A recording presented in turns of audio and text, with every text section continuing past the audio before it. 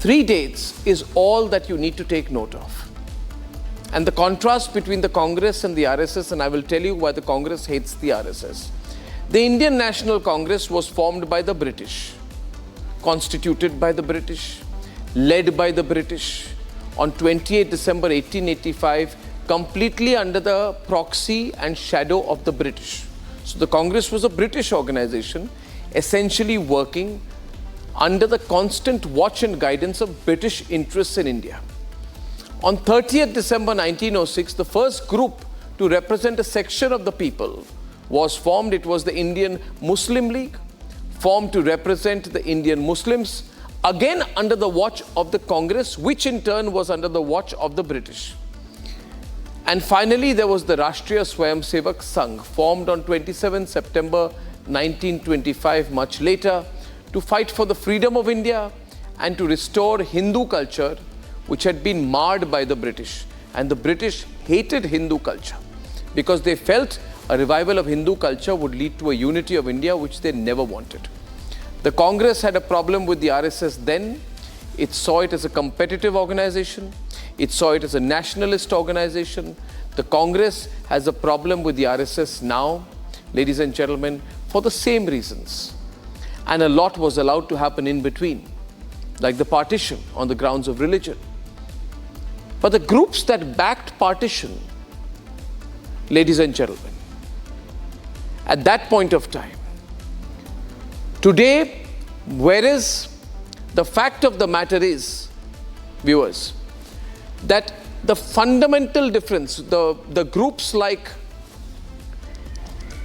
the RSS, which were vehemently against partition, have been demonized. The groups that wanted partition, the Muslim League and the Congress, which allowed partition, they are on one side. The RSS, which opposed it, is on the other. Question being tonight, why is it wrong for a Hindu majority nation to be affiliated, or for a Hindu majority nation to have a Hindu group working for society and working for the nation?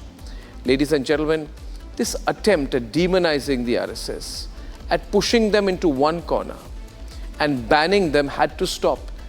And I'm very glad that this last little thing, which is banning government or employees from participating in RSS events, has also been removed.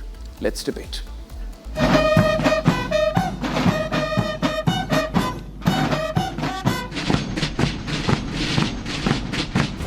In a big move by the Modi government, a 58-year-old rule banning government servants from associating with the Rashtriya Swayamsevak Sangh and its activities has been lifted. राष्ट्रीय स्वयंसेवक संघ जो एक देशभक्त संस्था है, जो एक सांस्कृतिक संस्था है, उस संस्था में कोई भी व्यक्ति भाग ले, उसका स्वागत होना चाहिए। मैं बधाई देना चाहूंगा माननीय प्रधानमंत्री नरेंद्र मोदी जी को, माननीय गृह मंत्री अमित शाह जी को, जो उन्होंने इस निर्णय को लेकर राष्ट्रीय स्वयंसेवक संघ में भाग लेने के लिए सभी को छूट दी है। The RSS has hailed the decision. अपने राजनीतिक स्वार्थों के चलते तत्कालीन सरकार द्वारा शासकीय कर्मचारियों को संघ जैसे रचनात्मक कार्य करने वाले संगठन के गतिविधियों में भाग लेने के लिए पाबंदी लगाई गई थी। वर्तमान के शासन ने आज उस पाबंदी को जो हटाया है, ये निर्णय समुचित है और भारत की लोकतांत्रिक व्यवस्था को ये निर्णय पुष्ट करेगा। The draconian ban imposed on the RSS drew parallel to the Jamaat-e-Islami organization. The opposition leaders have lashed out at the government. AIMIM called the move against India's integrity. In my opinion, it is a wrong decision.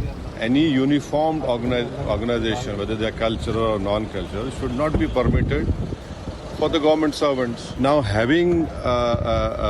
allowing government servants to participate in RSS activities is not at all good for our India's, pluralism, diversity. While the Congress questioned the neutrality of bureaucracy, actually, it is a very unfortunate moment from the government side. The government is not learning any lesson from the people verdict. Draconian decades-old ban lifted. Was RSS being villainized by the Congress?